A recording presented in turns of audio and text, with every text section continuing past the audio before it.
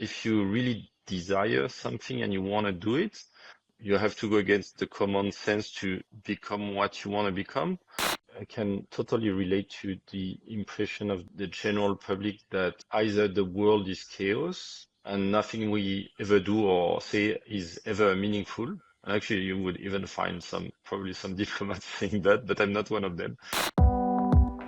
Hi, I'm Tessa Arcilia. In Choices and Chances, I use my own style of interviewing, honed through decades as an international news presenter and correspondent, to delve into a new topic each week and interview some of the most inspiring people in the world. Life is a series of choices that give us chances to live our best lives. My goal is to turn the wisdom of people I talk to and lessons from my own experiences into ideas you can use. So if you'd like to be inspired by others' stories, hit the subscribe button and join the community.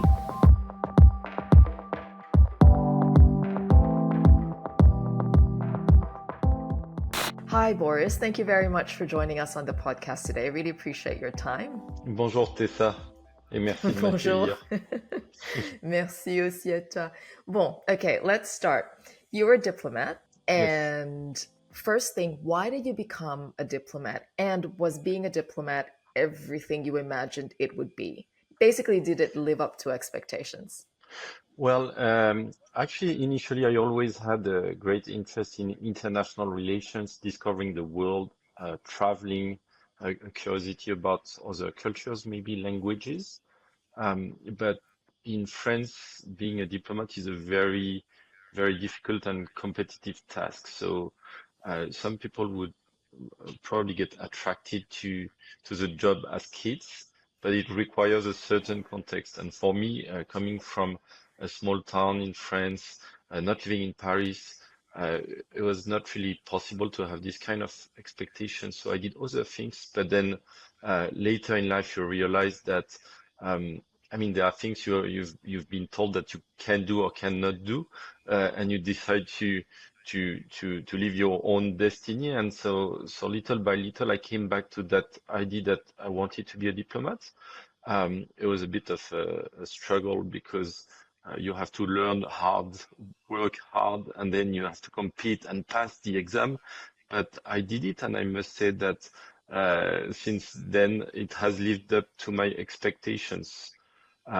For two reasons. First, well, as one can imagine, diplomats travel, but it's not only about traveling, it's about living many lives in one, doing many jobs and meeting many people across several domains, sectors, expertise. So basically, if you would have a job and you would want to meet the best expert in your job, uh, when you're a diplomat, you have a chance of changing jobs every few years, and every few years you can meet the top people in their category. So it's a great opportunity to learn about the world and draw lessons from your encounters, and then make sense of it.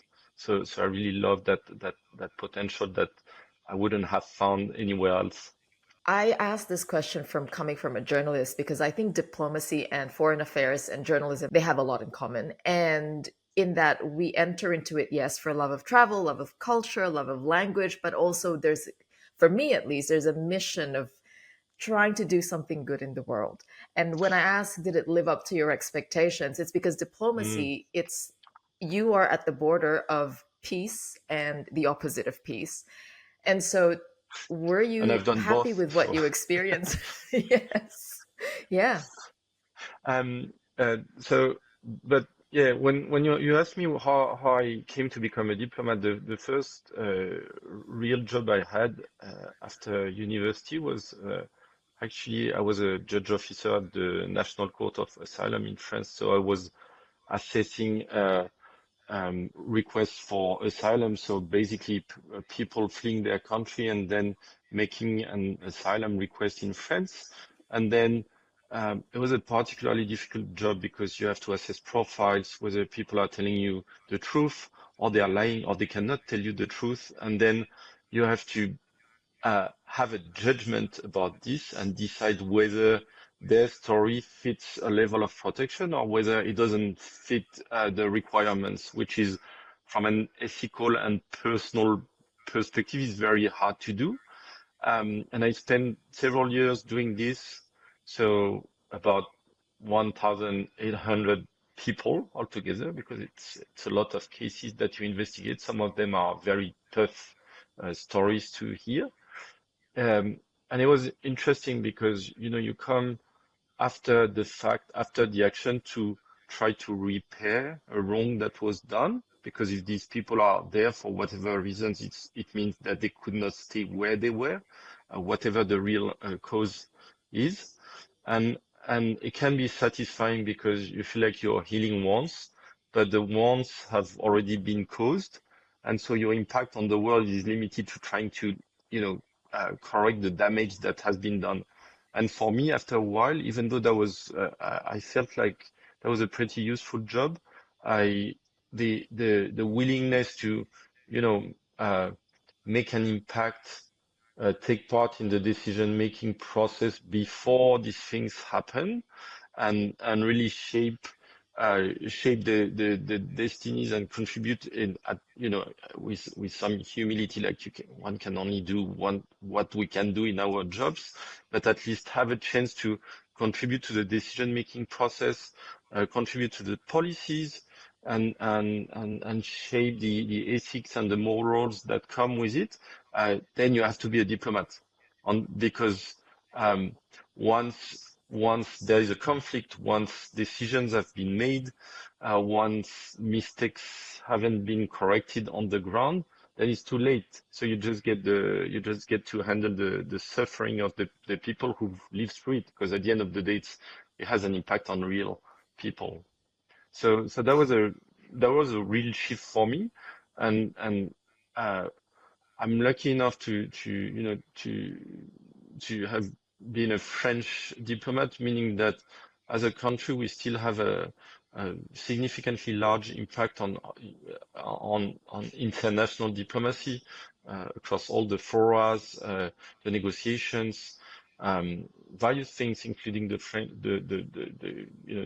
that we are the UN Security Council and so on. So you still get to participate in real decisions, and you're not just an observer, but you are also a negotiator. Yeah, and that must be I guess an empowering position to be in, but also a very difficult position. And I agree with you on the topic of asylum seekers in the sense that it's so hard. One of the most difficult things I've had to cover in Europe is the refugee crisis we had after the first round of the Mm. Syrian crisis, which we're seeing again now. How did making those decisions feel like? I'm asking as a journalist because it was hard for me to report on these balancing different views, and I would love to know what it was like being in your position.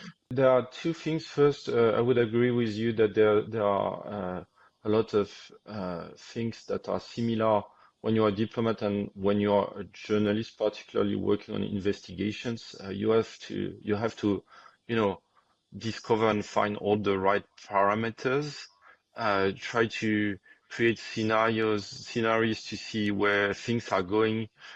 You're talking to people trying to understand whether what they are telling you is whether they have an agenda or whether they are telling you the truth, who they are, what's their role, what's their position in the system, and then you try to make sense of it, because as a journalist you're telling a story or narrative, but as diplomats, we would end up with a negotiation, and we are also telling a narrative. We have a position, and we need to share it.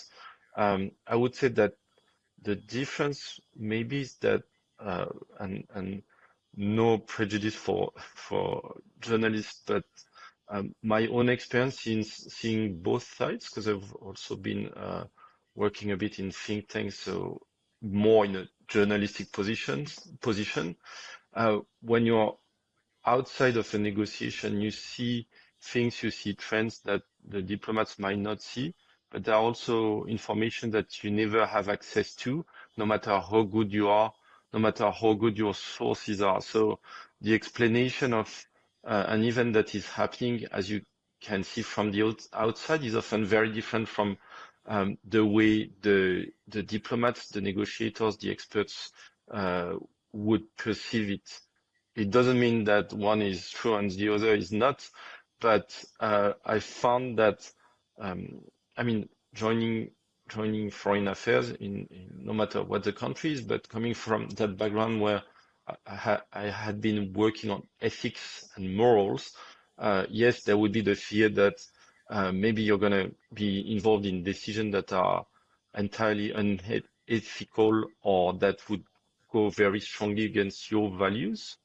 Of course, it might happen, yet uh, often the parameters you're dealing with are very technical. So in fact, the dilemma it doesn't exist that much. And when it exists, it also goes down to the way you handle the issue. Even if you have a certain position that you need to advocate for, there are ways to do it. And because you're embedded in the system, one way or the other, the way technical experts would handle the negotiation will also contribute to shape the ethics that make the decision. So I, as a person and as a professional, I've rarely been, in fact, confronted with these things, even though I've been working on, like com complex issues. Thank you. I appreciate that answer. It's a very nuanced and honest answer on what you've had to deal with. But now you've taken a break from foreign affairs. So when we ask you who are you, how would you define yourself now that you're kind of testing a new path? I would say that in general in life, I've always tried to be as complete as possible, which means uh, you're not you're not one identity. You have a job, you have skills, but then there are choices you make. I'm trying as much as possible to uh, extend my skills and see the world as it is, be an observer across multiple domains, learn from every valuable experience people want to share with me. And for me, again, like being a diplomat is about like discovering, also being very uh, technical, precise, and dealing with real high stake issues. Um, Yet, as uh, maybe we will discuss, I have other centers of, I have other interests, and in general, I think I'm trying to be very open about everything. So, um, last year I took on drawing, for example, as a hobby, so drawing with ballpoint pen. That was initially a journey, maybe a way of, getting calmer and quieter because of the diplomatic life is busy and trying to escape that a bit by drawing very detailed landscapes and memories and people. And then over time, this line of effort has shifted from a hobby to an exhibition. And that type of, uh, you're at one crossroad, something becomes possible, and then you seize the opportunity or you don't. It's a choice. I've chosen to go down that path, even though that was not really in line with my daily job, and it's happening in a very rewarding and stimulating way. It paves the way for new encounters. Uh, you discover a new role.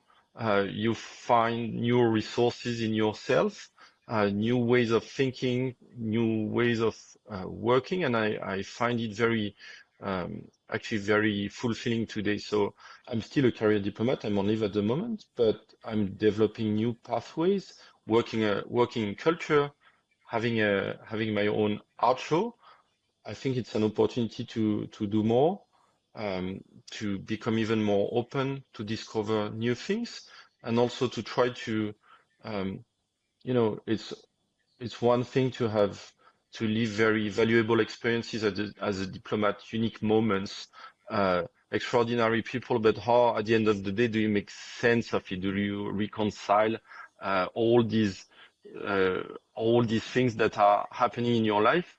I think I'm at this point, what I'm trying to do, I'm getting there, finding the recurrences, the similarities in domains that are very different. I actually think I draw as an artist exactly the way I write as a diplomat. So it might sound bizarre, but I think the process or the brain process is exactly the same. But you wouldn't notice unless you've tried both. I can see the precision in your art, actually, when I saw some of your drawings. Was it easy to decide to pursue your art, or were the opportunities just too tempting? It was a conjunction of events. So as a diplomat, I've worked in across several domains. So strategic affairs, that was political military things, defense, very like strategic capabilities, let's say hardcore issues. Then I moved to Australia, and then my role as a diplomat there was to work on culture and the arts, which is totally different, but it goes back to why is it interesting to be a diplomat? Because you can access all these things at the highest or most interesting level and learn and grow from that. So being in Australia as a diplomat, it brought me back to drawing and art, which I had forgotten for decades because I was very much focused on very interesting but very technical and intellectual issues. Then I finished my mandate for personal reason. I had to stay in the let's say in the Pacific region, and but so I took that leave, but then the opportunity immediately comes that what was a hobby suddenly had a pathway to something that is more tangible because an archer is, I mean, something. If you have the opportunity to do it in your life, you want to do it just because you're learning something new, and it just came right at the right moment. I couldn't have done it without being on leave, and it just came, 2 weeks after I left. So the perfect momentum and accepting that, life comes with opportunities. You have to seize it and you have to navigate as well as you can. And I mean, I landed in the right place in that case. You know, something that you wrote in some of the questions I sent you prior to this interview about you're different. You identified or you described yourself as being different. You even said you're shy and socially awkward when you were younger. Um, how are you different, and how does that play a role in your life now and in the choices that you make in your life? Well, I think as a person, and we're all different. I guess in general, like some people are thriving when everything is stable and well organized, and so they would be maybe the managers. I'm not like that. I find solutions where there is chaos, so that's where I think I have some added value. So I'm trying to make the best use of it. And in terms of living my own life, it means also accepting risks as they come because it's necessary if you want to fully live what you have to live, develop what you want to develop, then you have to take these risks. And actually, not everyone is willing to do it. We live in a world where we talk a lot about change, and it's a buzzword. It's very sexy. Everyone likes it. We need to change. We need to evolve. We need to grow. But then when it comes to actually doing things, everyone is always very mostly like protective of Safe. Mm. safe and the area they think they have secured. So if you want to bring actual change and take actual risks, usually you only face backlash unless you win and then it becomes the new normal. But at the time it takes to change things, you would probably only face a reluctance to change because it takes an effort. It comes with risk and reward, but first it comes with risk, and not everyone is willing to take it. So I'm trying to take risks when they need to be taken and grow from there. I always say publicly I'm an introvert in the media, and you are a shy, socially awkward person negotiating important things in the background. How does that work for you? Yeah, that's true that as a child, and that would be true of many French kids. I think I was like very shy in public because our educational system is great, but it's not focused a lot on oral skills compared to Australia. You often get corrected for the mistakes you've made, and so over time you get the impression that you better not talk unless you're very sure of what you want to say. I would say like Australia is way more open. I've seen it with my own kids. That's something we need in France probably to take on board from your pedagogy here. But yeah, I've always tried to maybe overcome this, and for me that was the biggest, like the first big struggle to break that fear and go further and go against it. So it's come over time. The good thing becoming a diplomat is that you don't have a choice. So you can be shy for 1, 2, 3 meetings, but you have talking points that you need to make and points that you need to make. So if you don't talk, you lose. If you lose, you at some point you lose your job or you're gonna get castigated by someone. So you it can be painful to learn, but everyone ends up learning and bringing that skill on board to the point where at the end of the day it doesn't matter anymore. But it means you've won. But sure, for me and I guess many other people, like the majority of the population, it's not easy to just come to a meeting and make a point, especially a point that is not your point, but a position you have to advocate for, even though it was decided by someone else. It's a fascinating world. If I didn't become a journalist, that was one thing I was really looking into. And if there is one lesson or insight from your journey, professionally or personally, that you wish more people understood, something that you can share as a lesson, what would that be? Well, I think in general that um, we always try as much as we can to find the right people, the right entourage to get the right advices in life, and often the feedback you get is the common sense, and again the common sense it might be useful if you don't know what you want to do. Someone will tell you that everyone will do this or that, so that is some sort of protection. It's useful if you are in doubt. Now, if you really desire something and you want to do it, the common sense would be usually not to try doing something you haven't done, and that is not protection. That is preventing uh, a person from reaching their potential or living their own dreams. And it takes a lot of effort to go against that and accept the idea that you have to go against the common sense to become what you want to become. I think for me, like, just yes, you become a diplomat, but then you have an outro, and then before you're a diplomat, everyone will tell you like diplomats are not like that, but you become one. But then if you draw and you don't have you've never had an outro, most people will tell you you're not an artist. But then once you have an outro, everyone's telling you, oh no, you're an artist. But the person you are, it hasn't changed. It's just the way the world looks at the society, or your friends or anyone else would look at you, that has changed.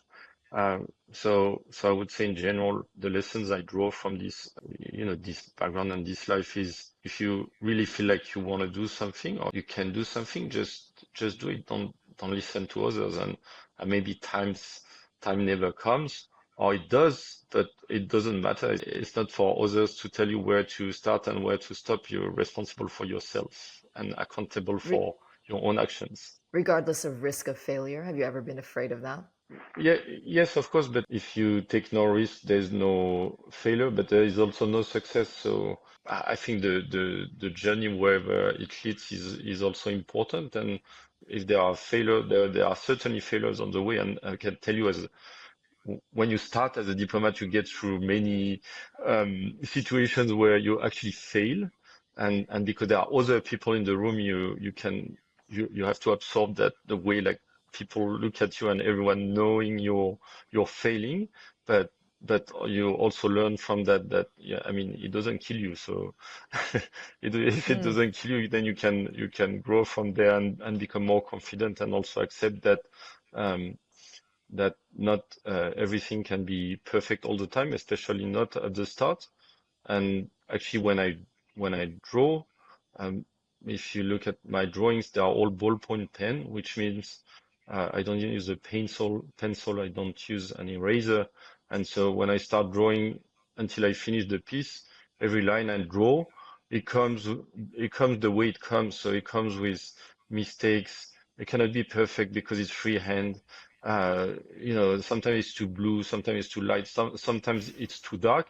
But at the end of the day, what matters is the overall picture. And actually, since I've started doing that, halfway through the process of drawing, I'm always very dissatisfied with the piece to the extent that most of the time I think I should just, put it to waste. But because I always finish them, at the end of the day, it makes sense again. But you have to go through this blurry phase where everything is kind of moving parts to to to then get the overall structure right, and then suddenly the right image and the right impression reappears, and it becomes all clear again. I do want to pick your brain before I let you go on the diplomatic technical side, looking at the world around us now. How do we make sense of what's happening in the world right now in different parts of the world politically, the winds of change we're seeing everywhere? How do you make sense of it, or at least give people guidelines on how do we try to understand with a little bit of insight from your side of the fence, but how do we make sense of it when we read the news and see what's happening in the world? The first thing I would say, and I would be like very direct about it, because I can totally relate to the impression of the general public that, either the world is chaos and nothing we ever do or say is ever meaningful. Actually, you would even find probably some diplomats saying that, but I'm not one of them. Um, or you, because the world looks like it's all chaos, then you get tempted by, conspiracy theories, thinking that what's happening in the backstage, what even you journalists don't see, but we would probably see as negotiators, even though we don't see everything, um, that in the background everything there is a plan and it's all sorted out, and it's another way of saying once again that as a general public that we are, defenseless. There's nothing we can do because it's all prearranged. But the truth is, I don't think the world is chaotic. There are just that there are many parameters at play all the time, and if you want to make sense of a situation, you have to accept to observe them all. If you come with too much prejudice and greeds of analysis, you will get it right, you know, 80% of the time, like everyone else. But then what matters, the moment, the turning point in history or the turning point in a moment is the 20% that no one ever want to see because we all apply grids. But if you start by observing what exists, and then the chaos maybe starts making sense. And on the other hand, what I can testify as a, if I can say as an insider, but actually more from my experience at the National Court of Asylum, assessing high profiles of former politicians involved in tragedies or even sometimes genocide or like really hard things. Uh, it does not happen or almost never happens with a big plan. And if there is a plan, the plan never go as the masters of the plan would want it to go. We've seen it recently in I don't know, like in Syria. Yes, everything, you would read the assessments like 3 months ago, and the war was over, and Assad will stay forever, and then 10 days after he's gone, Mm. because because there is always an element of not as uncertainty but moving parts, and these moving parts no one controlled them. So if you want to be successful in trying to see where the world can go, you have to assess both that there are rules that you need to discover, but also that these rules cannot be applied without taking into account a certain uncertainty. So you can elaborate on scenario, maybe hypothesis, and if one parameter changes, then the rest will change. But it's not an either or. It's not black and white. Mm. It's not a conspiracy versus chaos. And also, if Mm. you seek to control, or if you're looking for control because it's reassuring, you will never get it. You're doomed to fail. You have to accept that um, there are forces that are just like bigger than Mm. us, and you can navigate the the the events, but you cannot control them. Thank you for the more optimistic tone on the state of the world and the measured way that you expressed how we could look at the world. So, if just briefly, how can we not feel helpless if we are starting to feel helpless? As a diplomat or working on these issues, it's hard. I think it's exactly the same for journalists. It's hard not to be obsessed by what's happening everywhere, because you can start to focus on one terrible tragedy and then plenty others, are waiting for you to investigate. So yeah, things happen, but I don't know when if we take a step back. Long term, I'm as a person or as a human being, I'm very interested in the uh, I don't know, acceleration of technology and change, and that is way bigger than us. So of course, it's caused by by us as humans, but it doesn't mean that we can control it.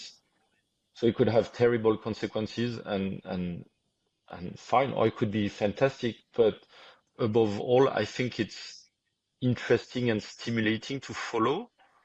So why not just observe and get intrigued and try to understand what is happening, or see what is happening, instead of having an opinion about whether it should happen or not. I think over time I become way more like neutral about these things. I'm happy to be an observer and live in a world where things actually change, and we can live these moments. So they can be good or bad, but we're here, so let's enjoy it. That's great words to end this podcast with. And before I let you go, just let people know how, if people want to look at your art, where do they go? And I know you've also started a consultancy firm, so tell us about everything you're doing now. At the moment, I'm working on personal projects. So starting my own company, but currently working for to conduct a study for a large cultural institution in France, which I find very interesting, because at the moment, in a private capacity, that's another opportunity to contribute to strengthening ties between my home country, France, and a country I love, Australia, in all its diversity and what it has to offer to the world. I think Australia often is way too humble about what it is, trying to be very conventional as a country, where I personally found a lot of excitement coming here was the diversity of the people, the communities, and everyone getting mixed together, seemingly I don't know, like modern cities, but once you dive into them, they all have a specific identity to offer. And so don't be shy about your country. Just put it on display. So I hope my current job also contributes to do that. That's great. Thank you so much, Boris. I can see why you're a diplomat. It's been great talking to you. Thank you so much. Thank you, Tessa. If you enjoyed this episode, please consider giving us a 5-star rating so others can find the podcast. Thank you for your company, and see you next time.